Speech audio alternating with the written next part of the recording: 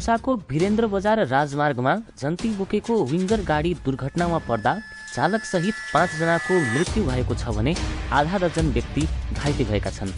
मृत्यु हुनेमा अन्य एक बालक र 3 जना महिलाहरू पनि छन्।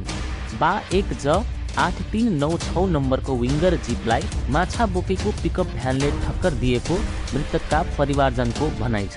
महोत्तरीको पिपरा गाउँपालिकाको गम्हरियाका जन्ती इटहरीबाट फर्किँदै गर्दा शनिबार बिहान 4:30 बजे पूर्व पश्चिम राजमार्ग अन्तर्गत वीरेन्द्र बजारमा जीप दुर्घटना भएको जिल्ला प्रहरी कार्यालय धनुषाका एसपी बसन्त रजौरेले जानकारी दिएका छन्। एसपी रजौरेका अनुसार मृत्यु हुनेमा मुखियापट्टि मुसर्निया तुलसियाहीकी 35 वर्षीय रुबी शाह, महोत्तरी पिपरा गाउँपालिका 2 का 11 वर्षीय एच कुमार शाह, रामगोपालपुर नगरपालिका ससौलाका 2 दिदी बहिनी 13 वर्षीय सृजना शाह र 18 वर्षीय मन्जु शाह तथा सवारी चालक धनुषाको धनौजी गाउँपालिका 4 का 25 वर्षीय अब्दुल मन्सुर रहेका छन्। जन्ती बोकेको जीपलाई ठक्कर दिने J1496 नम्बरको माछा बोकेको पिकअप भ्यान र चालक इलाका प्रहरी कार्यालय ढल्केवरको नियन्त्रणमा रहेको धनुषाका प्रहरी प्रवक्ता डीएसपी दीपक राईले जानकारी दिए। मृतकको शव प्रादेशिक अस्पताल धनुषामा राखिएको छ भने घाइतेहरूको पनि सोही अस्पतालमा उपचार भइरहेको छ।